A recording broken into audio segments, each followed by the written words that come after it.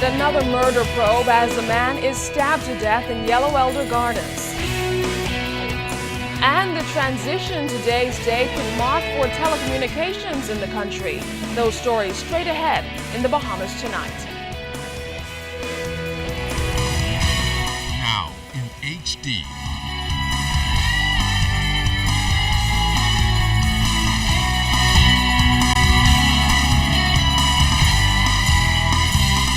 ZNS Network presents The Bahamas Tonight. This portion of the news brought to you by BTC Everyday. Good evening, everyone, and welcome to the Bahamas Tonight. I'm Keishla Adderley. Thanks for joining us. Topping the news, a man has become the country's latest murder victim. We're told a fight between two men on Graham Drive in Yellow Elder Gardens escalated into a fatal stabbing incident. Now, police responded to the incident just after 3 o'clock this afternoon. Superintendent Stephen Dean gives these details. The victim was here at Graham Drive along with some other men when he got involved in an altercation with another man, which resulted in him being stabbed multiple times about the body. EMS confirmed the victim there on the scene. Shortly thereafter, a young man turned himself into the Grove Police Station, which is the South Central Division, and he's being held in connection with this matter. Now, Superintendent Dean has issued this message to the public regarding the increasing number of weapons circulating on the streets.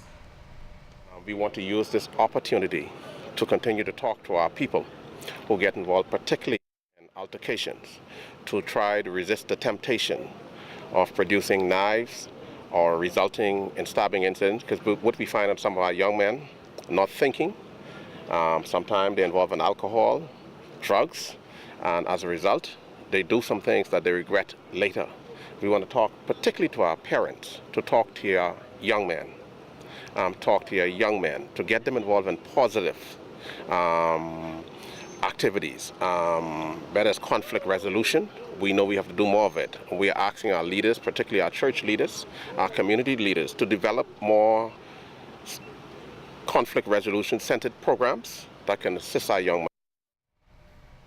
There is yet another indicator of unease from the U.S. government over the level of crime in the country. A new warning has been issued to citizens, alerting them about one frequent crime in particular.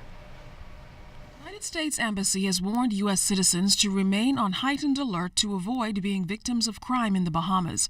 In a security message issued yesterday, citizens are alerted to recent armed robberies in popular areas of Nassau. The warning lists 5 armed robberies which took place last week alone. They include the Arawaki shooting of a man on March 16th who resisted a suspect looking to take his motorcycle, the March 20th attempted carjacking of a woman at Caves Village, the March 20th attempted armed robbery of an armored car truck in front of an eatery in Cable Beach, and the March 21st gunfire exchange between police and a suspect in a triple shooting outside Club Waterloo. The message also notes that in the past year, a number of U.S. citizens have been victims of crime, but that the Bahamian government has publicly stated its commitment to fighting crime and has increased anti-crime measures. Noted in the report, increased police patrols and traffic stops. Meantime, U.S. citizens are warned when driving in the Bahamas to carry identification and their driver's licenses and to cooperate with the police at traffic stops and identification checks. This latest warning is the second in as many months. On January 28th, U.S. citizens were warned to be aware of their surroundings and remain on heightened alert. At that time, the alert noted the brutal murder of a U.S. citizen living in Grand Bahama and the January 25th robbery of a U.S. couple at Jaws Beach here in the capital. Authorities are investigating an alleged drowning which occurred in waters off eastern New Providence. Now, officers aren't releasing many more details other than to say that police received information that the body of a man was pulled from the waters at Dix Point Friday. We're told the officers responded and found the body of the adult male on the shoreline. An autopsy will be performed to determine the exact cause of death. Investigations are ongoing. The monopoly the Bahamas Telecommunications Company has enjoyed on cellular phone services for decades will come to an end next week, signaling the beginning of a new era in mobile technology. The monopoly ends April 4th as part of the initial deal the government made with London-based Cable and Wireless 3 years ago. It'll, for the first time in the country's history, allow for other independent mobile carriers to begin offering cellular services. Candino Knowles has more tonight about what this will mean for BTC. When the new entrant comes into market, we have no control over, but we are preparing actively with anticipation. Senior Vice President of Sales and Marketing Marlon Johnson tells ZNS that while the company has waited with bated breath for this day, it has also prepared itself for the inevitable competition that could possibly flood the market. At some point after April, we will be definitely facing a second very competent, very capable cellular provider in the marketplace. But the senior executive strongly believes the team up at the billion-dollar communications company has positioned it to remain the leading mobile service provider in the country. We would have installed a brand new cellular network both on the 2G level and the 4G level. We just now launched our LT services in 4 islands: New Providence, Grand Bahama, Abaco, and Eleuthera. We're consistently adding new capacity into the network. We've added new promotions. We've revised our postpaid plans. Pleased to say that with our new postpaid plans, our postpaid customers are saving up to 27% more than what they had just a few months ago on postpaid. And on top of that, the company has added a new range of cellular devices and has expanded its franchise network, all in an effort to build on the brand's momentum. Asked if the company is afraid of the competition, Johnson said, BTC's position has always been that the competition is good for customers. You know, I think competition will sharpen what we do and how we do it. And of course, the truth of the matter is that when consumers have choice, everybody's benefit. So we face competition now. We're not monopolists in our outlook. We want fair competition, obviously. We want to have competition that works on fair terms. But as we see today, we're in the middle of competition now for landline customers, and we are faring exceedingly well. So to the next competitor looking to join the market in a race to win consumer dollars, Johnson says, may the best man win. Candino Knowles, ZNS Network News. In other news, value-added tax isn't the only form of taxation being considered by the government as it looks to address ballooning debt. In fact, Minister of State for Finance Michael Halkitis tells ZNS News the government is tightening the strings on the public purse by going after all it's owed, even if it means contracting private debt collectors. Real property tax is one of those areas where the government hopes to clamp down by investing in a state-of-the-art system which uses technology which he believes will help keep a better database and better track of what's outstanding. The Customs Department, one of the largest revenue generators for the country, will also get a technology overhaul. What's on the rolls. In terms of customs, we're getting a new computer system to make sure that they have state-of-the-art technology. We can free up customs officers to do things like audits. Road traffic department, we're moving to automation so that we get rid of the manual writing of licenses, etc. So we know that throughout the system, in real property tax as well, we're speaking with private debt collectors to be able to go after some of those long outstanding arrears. The same in terms of charter boats, etc., where it has been very difficult to collect. We're speaking to some private operators who are proposing some solutions for us. So we're basically looking at the entire system. If we can make improvements in each one will make a contribution to the whole picture. Now, Mr. Halkitis tells us that additional revenue-raising or revenue-generating mechanisms are being discussed at the cabinet level, and while he wouldn't divulge any details, he did say this much. I don't want to preempt it, I'll let the responsible minister do it, but some things that have been in discussions for a long time, I think we're making progress towards seeing these come to a reality. How much could we raise with that? Well, we're in early days. Of course, we have the gaming, the possibility of having the web shops regulated, as well as the modernization of the gaming legislation to attract more revenue from the existing casino operations. So a myriad of things that we're doing, and we expect them all to make a contribution to the big picture. Well, still ahead tonight, bands battle for bragging rights. We'll take a sneak peek coming up. You're watching The Bahamas Tonight.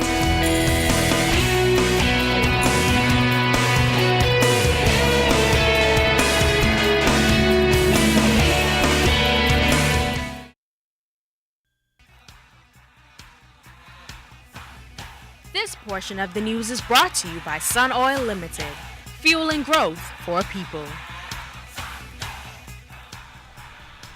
Parliamentary democracy and its development was the key focus of a special conference which wrapped up in the Capitol yesterday.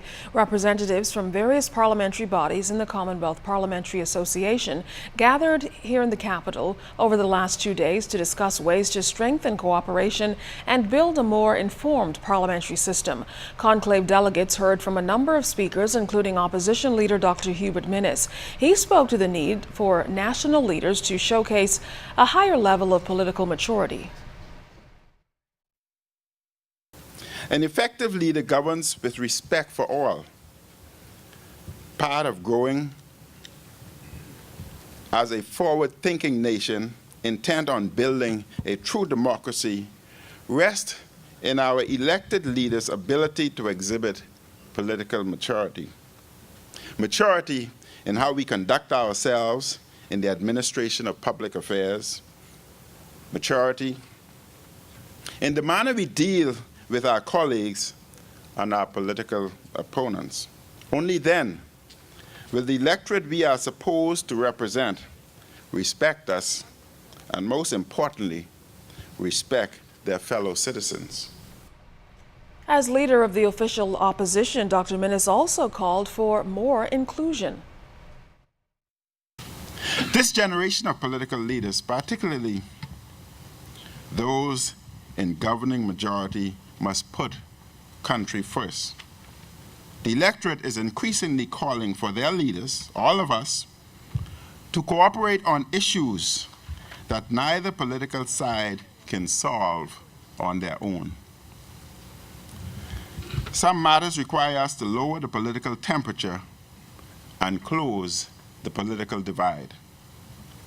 The increasing polarization at this time does not assist the electorate in effectively addressing the administration of justice, the transformation of the educational system, or dramatically improving health care. Even in this adversarial form of politics, we must find ways to put country before party and self. As the National Reparations Committee gets set to start its work and write those recommendations, the Bahamas and the rest of CARICOM have turned to attorney Martin Day to help them achieve their goal. Julian Reed sat down with Mr. Day after the recent 25th Intersessional CARICOM Heads of Government meeting in St. Vincent. He has this report. In 2013, Martin Day and his legal team helped Kenya's Mau Mau fighters win $32 million as compensation for being tortured by British forces during colonial rule and the lead-up to Kenya's independence 50 years ago. That victory prompted St. Vincent and the Grenadines Prime Minister Ralph Gonsalves to approach Mr. Day on behalf of his CARICOM colleagues, who believed it was the right time for Caribbean people to be compensated for the diabolical industry that was slavery. There is a clear mood that the time is right. There's a strong feeling that not just the time is right, but also that justice has to be done. And I think that's very strong, and I think that it would be very difficult for the Western powers, Britain, France, the Netherlands, Sweden, etc., to resist that power. I think that the Caribbean acting together through the CARICOM head, I think will be a very, very irresistible force. And now that all CARICOM members, including the Bahamas, are on board, interest in reparations for slavery to the Caribbean has been sparked around the world. Mr. Day says strategy is critical. We devised a strategy which is all to do with this Convention for the Elimination of Race Discrimination that many of the nations have signed, that certainly the Western powers have signed, and to resonate that with the impact of slavery on the Caribbean today. So this isn't actually about the history of the slave trade and the impact on the individuals of the time. It's talking about the impact on the people of the Caribbean today. And I think that is why I think it is resonating far stronger than if we'd have brought a historic claim. And I think why the governments of the West are much more worried. The process would begin with talks, but Day says there is no denying the shame of the slave trade and how it disadvantaged Caribbean people. I think the whole image is that the Caribbean has been massively hamstrung by its past, and whereas the West grew rich on the back of the slaves, the Caribbean and obviously West Africa grew extremely poor, and that they've stayed in the same state ever since. And I think that now is the time to rectify that wrong. Not just a wrong, but a terrible, probably the most heinous set of crimes that mankind has ever known. And should CARICOM win its bid against the old world countries, how should the earnings be used? Day feels that a focus should be placed on infrastructure, health and education, and cultural development to bring the Caribbean closer in line with developed countries and into the 21st century. Julian Reed, ZNS Network News. Social workers, case aides, and support staff came together this week for a much-needed discussion on social work in the country. The group heard from their leader, Social Service Minister, the Honorable Melanie Griffin, who talked about the need to bring greater focus to the profession and to get more people involved, especially men. Minister Griffin says social work has come a long way in the country, from one social worker back in 1964 to a complement of more than 250. And while you may think that number is big, Minister Griffin says it's still inadequate to address the country's growing needs. In going to a house, they had to use the cutlass to chop through to get to the house. Social workers, particularly when they go into the field, that's a small thing compared to some of the other issues they see and have to address as they go into the field. Too often, we don't have enough males. So the females have to pull up their sleeve and do some actually heavy work as they're out in the field. And so what they have to do, what you have to do when you go into the field is phenomenal. Now, Griffin notes the services rendered by social workers have grown over the last few years, adding that the present numbers are vastly insufficient to service the entire country. She says the goal is to expand the service to the islands where there are no offices and to increase staffing in islands where they exist. And as the department has grown, so has its responsibilities. Minister Griffin outlined the heavy legislative responsibility of her ministry. I just had the opportunity to refresh myself based on the provisions of the Domestic Violence Protection Orders Act. And it speaks to some very specific responsibilities for social workers, which we yet have to address and which we must address as we move forward. So it will mean, of course, again, additional work and perhaps an additional unit which we are considering. The Bahamas National High School Marching Band competition kicked off this afternoon at the Kendall Isaacs Gymnasium. The first of its kind competition was organized by the Ministry of Youth, and it's hoped that it'll expand in the years ahead. National High School Marching Band Coordinator and Sports Officer in the Ministry of Education, Evan Wisdom, has more on the event, which attracted wide participation. 19 bands representing different schools in the Commonwealth of the Bahamas, from junior high to senior high schools, and it's a wonderful sight to see, as you see about 19 schools in the back of us, some schools practicing to the right of us, getting ready for the first ever high school marching band competition. Now we'll have lots more on the Battle of the Bands in the Bahamas tonight, tomorrow, but that's all for now. Stay tuned, sports is up next.